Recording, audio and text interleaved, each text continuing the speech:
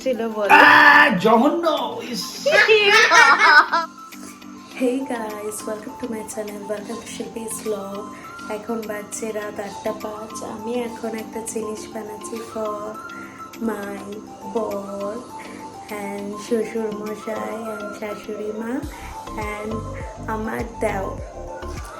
তো কি বানাচ্ছি তোমাদের দেখাই।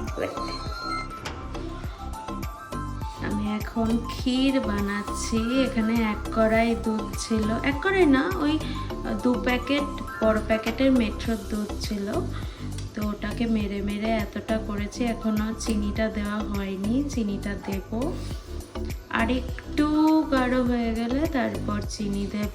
তো পুরো এই রেসিপিটা তো সব থেকে সহজ, দুধ আর চিনি দিয়েই হয়ে যায়। আমি তো দুধ চিনি দিয়েই করছি। অনেকে এলাচ গুঁড়ো অনেক কিছুই দেয়, আমি দিই না, আমি নর্মালি করি।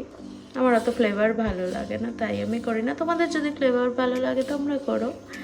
তো আমি এটা একদম রেডি করে নিই।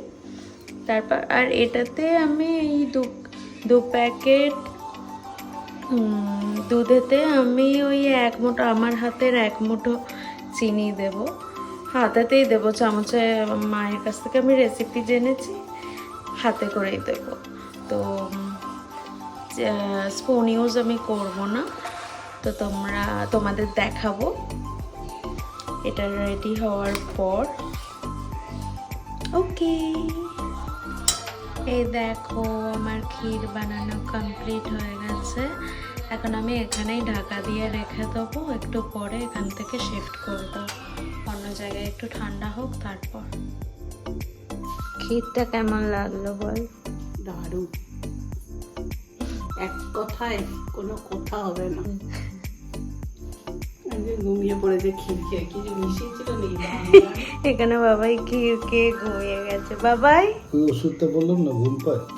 ঘুমাও যাও। ও বাবাই, ক্ষীরটা কেমন হয়েছিল বল? জঘন্য। এটা আমি কিন্তু ব্লগে দেব। বলো কেমন হয়েছিল? বলো না, ভালো হয়েছে। কি গো?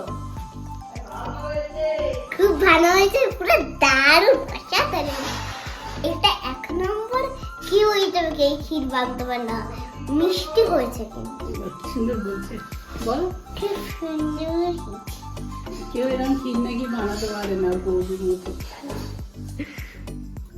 তুই হচ্ছিস এই যেমন সব ছবিতে ছিল, পথ করে দেখো ব্লকে আছে। আমার